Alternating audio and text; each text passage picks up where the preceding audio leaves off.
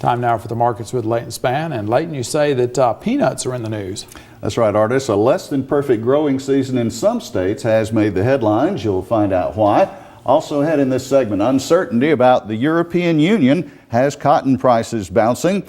A lack of farmer selling affects the soybean market, as some analysts give a bearish outlook for the beef sector in December. Like many commodities, cotton is viewing the EU debt crisis with uncertainty. At Wednesday's close, cotton was showing continued weakness. Extension Ag economist John Michael Riley stopped by Thursday morning to offer his analysis. Well, John Michael, where are we exactly with cotton right now in the market? Well, it's really a case of two different stories. You know, if you look domestically, I've talked about it in the past, the southern plains in a pretty heavy drought. That's definitely impacting our U.S. crop. It's much lower than where we thought we were, you know, at the beginning of the season. But then you look globally, you know, China, India, two countries that are having much larger crops than where they were at last year, and that's pushing ending stocks from a global standpoint up. 2010 carried into this year versus 2000, you know, projected of 2011 moving into next year, about a 10 million bale jump in ending stocks for the crop. That's definitely pushed stocks up, and then on the other side of the equation, you got demand. The demand picture, the economy still isn't quite where we would like for it to be, and that's I've talked about it in the past. Cotton is much more finicky when it comes to price changes, and we've seen that, you know, somewhat lackluster demand over the past couple of months. The good news is that following the Black Friday shopping event, it's been projected about a little over $52 billion in sales, and the National Retail Federation projects that about 51% of shoppers did pick up a clothing item and take it to the counter. So that's good news as we move into the holiday season. But overall, the picture is just one of a bit higher supply, and demand still isn't where we would like to see it. Could December futures come down a little lower, perhaps, if export demand doesn't pick up? We're so close to where that you know, we're in December already. I don't see a lot of movement on that contract. But as we move into the next couple of months, we're going to really see how many acres cotton needs to pick up. Like I said, domestically, tremendous drought there. So our U.S. stocks aren't very high, but globally, again, it's where the glut of demand or glut of supply is coming from. With where new crop prices are right now, is that going to be able to cover higher input costs that are likely going to be there for planting time in the spring? It's going to be tough, especially where we're at right now, and given the fact that production costs are so high right now for all commodities, and with the fact that we are seeing, you know, corn and soybean prices, you know, maintain their level. Obviously, they've come down a little bit as well, but they've not taken near the hit as cotton.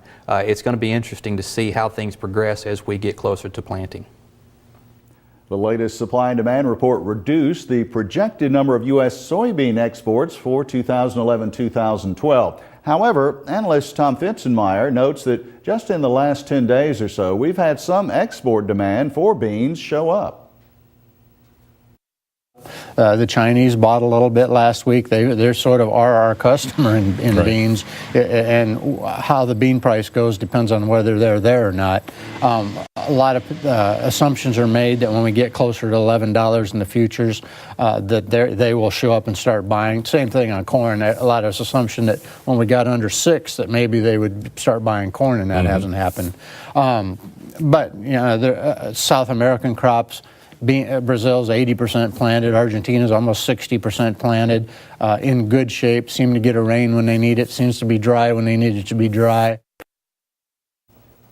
The retail price of a popular product made from peanuts has gone up. The Associated Press reports peanut butter prices are up 30% or more now.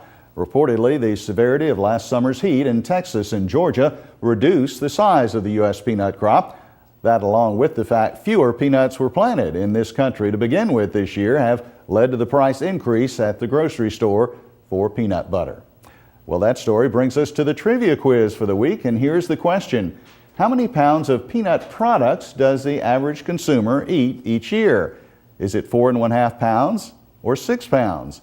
Could it be 7 pounds or even 8.3 pounds? You'll find out in just a few more minutes. Despite all the fundamentals arguing for a bull market for cattle and beef, market participants remain nervous, according to the Chicago Mercantile Exchange. One big question is whether domestic consumers have the ability to absorb the expected inflation in beef prices. Analyst Jamie Kohaki is pessimistic after the last cattle on feed report. Here's his analysis. It was bearish.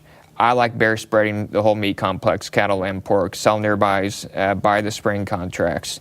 The live cattle market, I think, put a high in the cash market last week. I'm bearish through year end right now. I like selling the fab up around 126, and I think just look for this thing to grind lower into the mid part of December. After that, if the market trends back higher, exports are still very, very strong. I don't see those backing off right now, but short term, the market is topped out, in my opinion. Jamie Kohaki mentioned strong exports. Another positive for cattle in that regard is the prospect of increased U.S. sales to Japan. Japan is in the process of raising the age limit on beef from the United States. The U.S. Meat Export Federation says it will probably not change until next spring, but that organization is positive the move will open up the opportunity to sell more U.S. beef in Japan. Well, let's look now at that trivia answer for you and check your knowledge about peanut consumption in the United States. B is the correct choice. The average consumer in this country eats 6 pounds of peanut products each year.